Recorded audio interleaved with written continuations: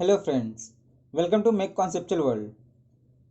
Linear programming problem की video series में हमने formulation of linear programming problem और graphical solution of linear programming problem को discuss किया है। और ग्राफिकल सॉल्यूशन में हमने कॉर्नर पॉइंट मेथड और ऑब्जेक्टिव फंक्शन लाइन मेथड को भी डिस्कस किया है। तो जो ग्राफिकल सॉल्यूशन है, इसमें भी कुछ स्पेशल केस होते हैं। First, unbounded solution. Second, multiple और alternate optimal solution. And third, no feasible solution और इनफिजिबल सॉल्यूशन। तो जो अनबाउंडेड सॉल्यूशन है, इसको हमने लास्ट वीडियो में डिस्कस कर लिया है, जिसका लिंक आपको आई बटन में मिल जाएगा। और सेकेंड, मल्टीपल और alternate optimal solution in LPP, जिसको हम इस वीडियो में डिस्कस करेंगे। और इसके बाद हम डिस्कस करेंगे कि what is binding and non binding constraint and redundant and non redundant constraint, और इनके बीच में क्या रिलेशन है और ये कैसे फिजिबल सॉल्यूशन को अफेक्ट करते हैं। सो इस वीडियो को स्टार्ट करते हैं।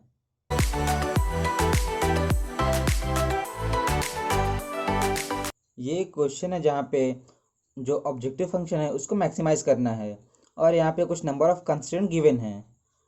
तो लाइन को प्लॉट करने के लिए हमें कोऑर्डिनेट की रिक्वायरमेंट होगी। तो इसके लिए जितने भी कंस्ट्रेंट है उसको इक्वेशन में कन्वर्ट कर लेते हैं। तो जो पहला कंस्ट्रेंट है ये हो जाएगा 4x1 plus x2 is equal to 40। अब यहाँ पे हम x1 और x2 की वैल्यू को पुट करके सेकंड वैल्यू को फाइंड करेंगे। तो कंसिडर करते हैं हम यहाँ पे x1 की वैल्यू को 0 पुट करते हैं। तो जब हम x1 की वैल्यू को 0 पुट करेंगे, put x1 is equal to 0, तो ये हो जाएगा 4 times 0 plus x2 is equal to 40।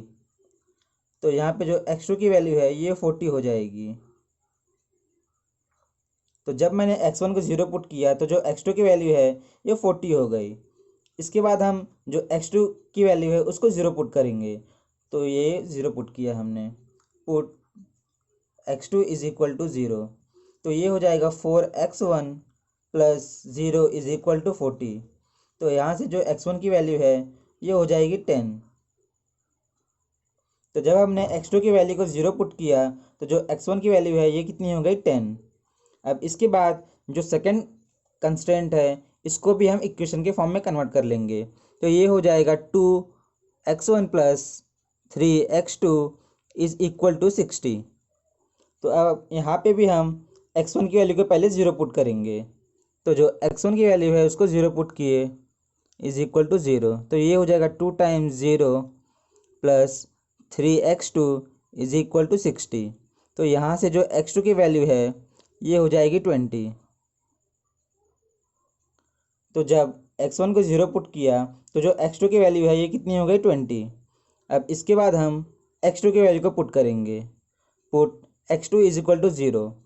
तो जब x2 की वैल्यू को 0 पुट करेंगे तो ये हो जाएगा 2 times of x1 plus 3 times of 0 is equal to 60। और यहाँ से जो x1 की वैल्यू हो जाएगी ये हो जाएगी 30। तो जब हमने x2 की वैल्यू को 0 पुट किया तो जो x1 की वैल्यू है ये हो गई 30। इसके बाद जो थर्ड कंस्ट्रेंट है इसको भी हम इक्वेशन के फॉर्म में कन्वर्ट कर लेंगे। तो ये हो जाएगा 6x1 plus 5x2 is equal to 150।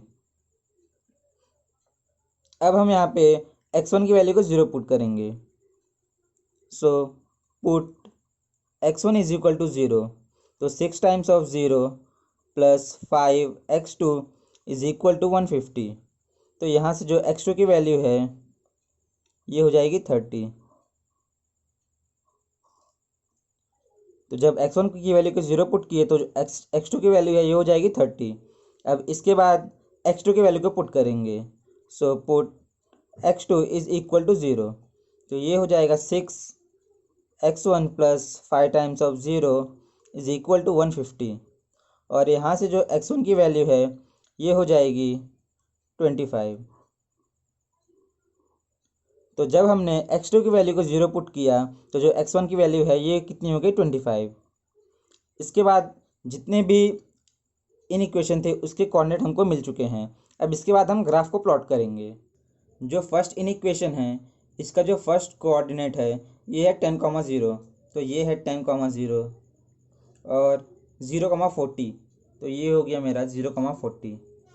तो इसको हम कनेक्ट कर लेंगे।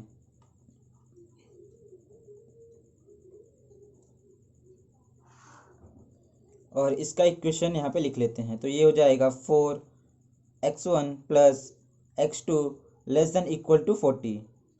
इसके बाद जो सेकंड इनइक्वेशन है, इसका पहला कोऑर्डिनेट है 30,0। तो ये है 30,0 और ये है 0,20। तो इसको भी कनेक्ट कर लेते हैं। और इसका इक्वेशन भी यहाँ पे लिख लेते हैं। तो ये हो जाएगा 2x1 plus 3x2 less than equal to 60। इसके बाद जो थर्ड इनइक्वेशन है, इसका जो पहला कोऑर्डिनेट है ये है 25,0।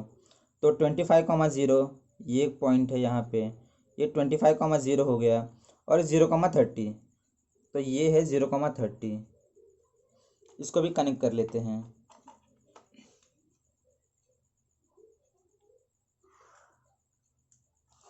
और इसके इक्वेशन को भी लिख लेते हैं। तो ये हो जाएगा 6x1 plus 5x2 less than equal to 150। अब हमने यहाँ पे लाइंस को ड्रॉ कर लिया। इसके बाद हम फिजिबल एरिया को फाइंड करेंगे। तो जो फर्स्ट इनइक्वेशन है, यहाँ पे जो इनइक्वेशन का साइन है ये लेस देन इक्वल टू है। मतलब जो भी मेरा फिजिबल एरिया है वो लाइन के नीचे होगा। और मैंने ये भी बताया है कि जब लेस देन इक्वल टू रहेगा और RHS राइट हैंड साइड की वैल्यू पॉजिटिव रहेगी, तो उस टाइम पे हम जो भी मेरा फिजिबल रीजन रहेगा वो हमेशा कहाँ रहेगा, ओरिजिन साइड में। तो इस टाइम पे ये लेस देन इक्वल टू है, तो जो भी मेरा फिजिबल एरिया है वो हमेशा ओरिजिन के साइड में ही होगा।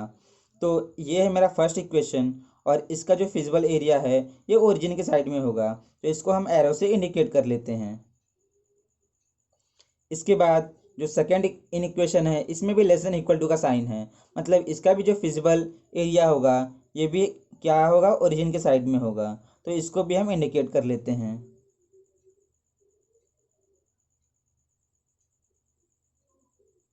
इसके बाद जो थर्ड इनइक्वेशन है, यहाँ पे भी लेस देन इक्वल टू का साइन है। तो इसका भी फिजिबल एरिया ओरिजिन के साइड में होगा। तो इसको भी हम एरो से इंडिकेट कर देते हैं। तो इसके बाद अब हम जब तीनों के कॉमन फिजिबल एरिया को फाइंड करेंगे, तो जो कॉमन फिजिबल एरिया है ये हो जाएगा ये वाला एरिया।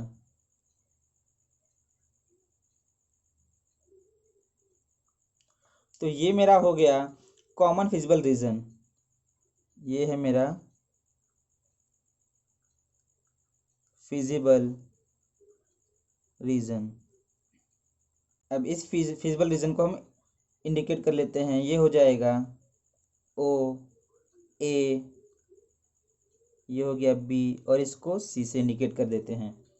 अब हम यहाँ पे देख रहे हैं कि ये जो मेरा फिजिबल रीजन है ये इक्वेशन फर्स्ट और इक्वेशन सेकंड से फॉर्म हुआ है। मतलब जो भी फिजिबल एरिया है उसकी बाउंड्री इक्वेशन 1 और इक्वेशन 2 से फॉर्म हुई है।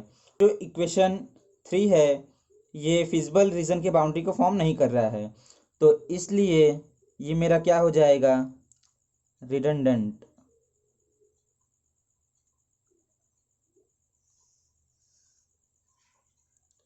तो जो भी मेरा इनइक्वेशन फिजिबल रीजन के बाउंड्री को फॉर्म नहीं करेगा वो क्या हो जाएगा, रिडंडेंट कंस्ट्रेंट। मतलब वो कंस्ट्रेंट जो कि फिजिबल रीजन के बाउंड्री को फॉर्म नहीं कर रहा है और इसके वजह से जो भी मेरा फिजिबल रीजन है उस पर कोई भी इफेक्ट नहीं आएगा। तो अगर इस इनइक्वेशन की वजह से मेरा फिजिबल रीजन में कोई इफेक्ट नहीं आया तो इस कंस्ट्रेंट को हम एलिमिनेट कर सकते हैं। तो इसके बाद हम जो रिडंडेंट कंस्ट्रेंट है इसके डेफिनेशन को देख लेते हैं। So constraint that can be omitted from the system without changing the set of feasible solution. मतलब ऐसा कंस्ट्रेंट जिसको अगर हम सिस्टम से हटा दे तो भी जो मेरा फिजिबल रीजन है उस पर कोई भी इफेक्ट नहीं आएगा। तो ये है मेरा रिडंडेंट कंस्ट्रेंट। इसके बाद जो भी एक कोऑर्डिनेट है इसको हम फाइंड कर लेते हैं। तो जो ए का कोऑर्डिनेट है ये हमको पता है और जो पॉइंट सी है इसका भी कोऑर्डिनेट पता है। तो पॉइंट बी के कोऑर्डिनेट को फाइंड करते हैं। तो जो पॉइंट बी है, पॉइंट बी ये फर्स्ट और सेकंड के फॉर्मेशन से हो रहा है। तो जो first equation first and second के फॉर्मेशन से हो रहा है, तो जो फर्स्ट इक्वेशन है इसको लिख लेते हैं 4x1 plus x2 is equal to 40। और जो सेकंड इक्वेशन है ये हो जाएगा 2x1 plus 3x2 is equal to 60। अब हम कोएफिशिएंट को मैच करने के लिए इसमें 2 से मल्टीप्लाई कर देते हैं। तो ये क्या हो जाएगा 4x1 plus 6x2 is equal to 120।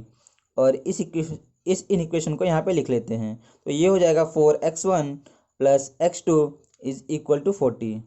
अब इसको हम सब्ट्रैक्ट कर देते हैं, तो जो साइन है वो चेंज हो जाएगा, ये कैंसिल हो गया और यहाँ पे हो जाएगा 5x2 इज इक्वल टू 80।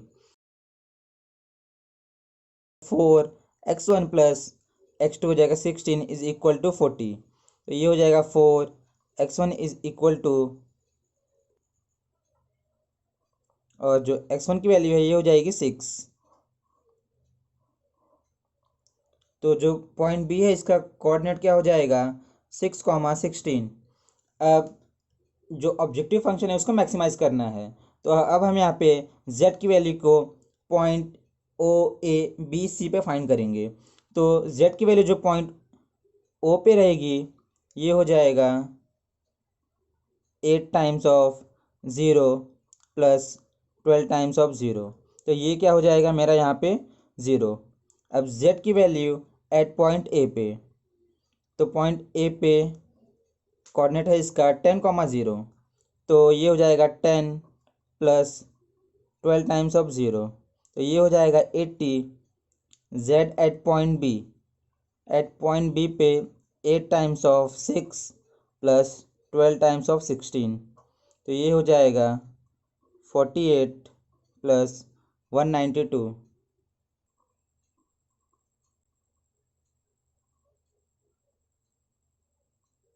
ये हो गया 240। अब z एट पॉइंट सी, तो ये हो जाएगा 8 टाइम्स 0 प्लस 12 और ये हो जाएगा 20। तो ये क्या हो जाएगा 0 प्लस 240, तो इसकी भी वैल्यू हो गई 240। तो अब हम यहाँ पे देख रहे हैं कि जो z की मैक्सिमम वैल्यू है ये 240 है और ये 2 पॉइंट पे है। तो z की जो मैक्सिमम वैल्यू है ये at point B and point C पे है। तो जो सॉल्यूशन होगा यहाँ पे ये होगा मल्टीपल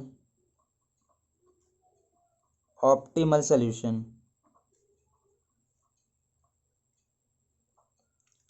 तो जो पॉइंट बी और सी है इसके बीच में इनफाइट नंबर ऑफ पॉइंट्स है। तो जितने भी बी और सी के बीच में जितने भी पॉइंट है सब पे जो z की वैल्यू है वो मैक्सिमम होगी और उसकी वैल्यू होगी 240। तो जो मेरा ऑब्जेक्टिव फंक्शन है ये क्या है, z is equal to 8 times of x1 plus 12x2। और ये जो मेरा मल्टीपल ऑप्टिमल सोल्यूशन है ये तभी पॉसिबल है जब स्लोप ऑफ ऑब्जेक्टिव फंक्शन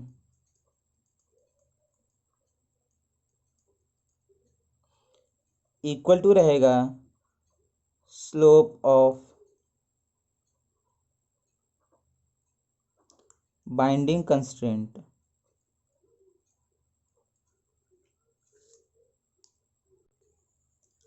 तो ये जो ऑब्जेक्टिव फंक्शन है इसका स्लोप क्या हो जाएगा यहाँ पे, इसको हम y equal to M X के फॉर्म में कन्वर्ट करेंगे।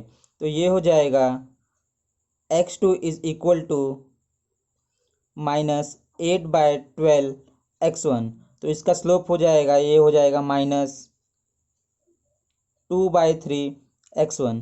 तो जो मेरा ये ऑब्जेक्टिव फंक्शन है इसका स्लोप हो गया -2/3 और जो मेरा कंस्ट्रेंट है इसका भी स्लोप -2/3 होना चाहिए। तो जो ये मेरा इक्वेशन है इसको जब हम y equal to M X plus C के फॉर्म में कन्वर्ट करेंगे तो ये हो जाएगा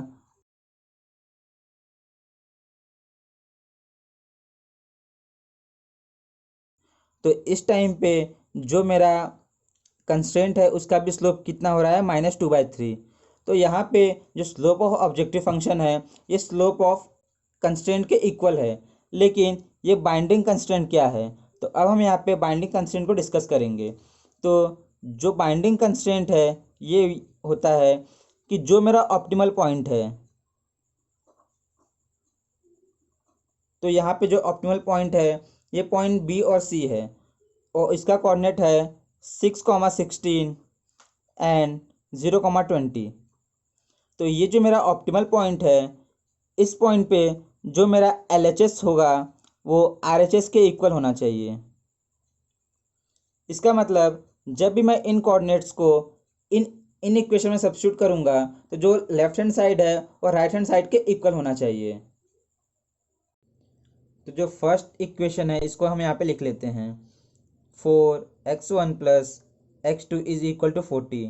तो जो LHS है ये हो जाएगा 4 टाइम्स ऑफ x1 की वैल्यू 6 प्लस x2 की वैल्यू 16। तो ये हो जाएगा 24 प्लस 16 इज इक्वल टू 40, जो कि मेरा राइट हैंड साइड के इक्वल है। तो इस टाइम पे जो LHS है वो RHS के इक्वल है। तो इस टाइम पे ये मेरा हो जाएगा बाइंडिंग कंस्ट्रेंट। इसके बाद जो सेकंड इक्वेशन है ये है 2x1 plus 3x2 is equal to 60। तो यहाँ पे जो LHS है ये 2, अब यहाँ पे हम जो 6,16 की वैल्यू इसको पुट करेंगे तो ये हो जाएगा 2 times of 6 plus 3 times of 16। तो ये हो जाएगा 6 2 12 प्लस 48 और ये हो जाएगा 60, जो कि मेरा RHS के इक्वल है। तो इस टाइम पे ये भी मेरा हो जाएगा बाइंडिंग कंस्ट्रेंट। इसके बाद जो थर्ड इक्वेशन है इसको भी कंसिडर करते हैं, 6x1 plus 3x2 is equal to 150। तो यहाँ पे जो LHS को कंसिडर करते हैं ये है 6 times of 6 plus 3 times of 16। तो ये हो जाएगा 36 प्लस 48, ये हो गया 84। मतलब ये RHS के इक्वल नहीं है। तो इस टाइम पे जो मेरा ये इक्वेशन है ये हो जाएगा नॉन बाइंडिंग कंस्ट्रेंट।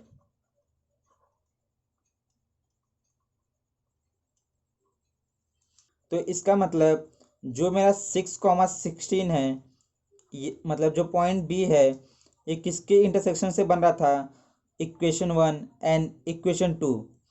तो जब भी मेरा ऑप्टिमल पॉइंट दो इक्वेशन के इंटरसेक्शन से फॉर्म होगा तो जो दोनों इक्वेशन होगा वो मेरा बाइंडिंग कंस्ट्रेंट होगा। और जो पॉइंट सी है ये क्या है मेरा 0,20। तो जब हम 0,20 को भी पुट करेंगे तो भी जो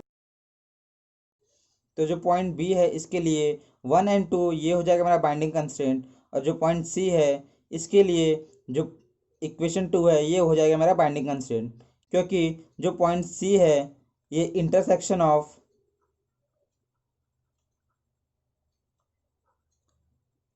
x2 एक्सिस एंड इक्वेशन 2 से फॉर्म हो रहा है। यहाँ पे इक्वेशन 1 एंड इक्वेशन 2 से पॉइंट सी फॉर्म नहीं हो रहा है। तो इसलिए जो यहाँ पे इक्वेशन 2 होगा वही बस बाइंडिंग कंस्ट्रेंट होगा, और जो पॉइंट बी है इसके लिए इक्वेशन 1 एंड इक्वेशन 2 दोनों बाइंडिंग कंस्ट्रेंट होगा। तो अब हम यहाँ पे एक फाइनल कंक्लूजन को फाइंड करने जा रहे हैं कि जो बाइंडिंग कंस्ट्रेंट और रिडंडेंट कंस्ट्रेंट है दोनों में डिफरेंस क्या है। तो जो मेरा रिडंडेंट कंस्ट्रेंट है तो यहाँ पे जो मेरा रिडंडेंट कंस्ट्रेंट है ये हमेशा नॉन बाइंडिंग होगा।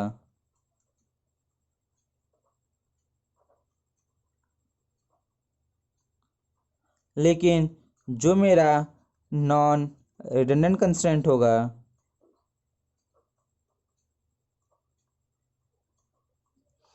इसमें दो पॉसिबिलिटी है, ये बाइंडिंग कंस्ट्रेंट भी हो सकता है और नॉन बाइंडिंग कंस्ट्रेंट भी हो सकता है।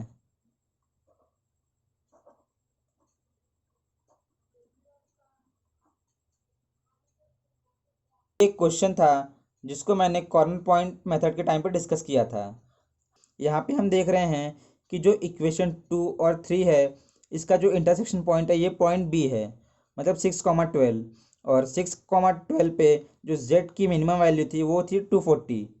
तो इस टाइम पे जो मेरा इक्वेशन 2 और 3 है ये बाइंडिंग कंस्ट्रेंट है, और जो इक्वेशन 1 होगा ये नॉन बाइंडिंग कंस्ट्रेंट होगा। पॉइंट बी है वो इंटरसेक्शन ऑफ इक्वेशन 2 और 3 से फॉर्म हो रहा है, और जो इक्वेशन 1 है इसका कोई रिलेशन नहीं है पॉइंट बी के साथ। तो इसलिए जो इक्वेशन 1 है ये नॉन बाइंडिंग कंस्ट्रेंट है। लेकिन हम यहाँ पे देख रहे हैं कि जो फिजिबल रीजन की बाउंड्री है वो इक्वेशन 1, 2 और 3 तीनों से फॉर्म हो रही है। इसलिए जो तीनों इक्वेशन है ये मेरा नॉन रिडंडेंट कंस्ट्रेंट होगा। लेकिन जो मेरा इक्वेशन 1 है ये नॉन बाइंडिंग कंस्ट्रेंट होगा। इसलिए जब भी मेरा नॉन रिडंडेंट कंस्ट्रेंट है वो बाइंडिंग भी हो सकता है और नॉन बाइंडिंग भी हो सकता है।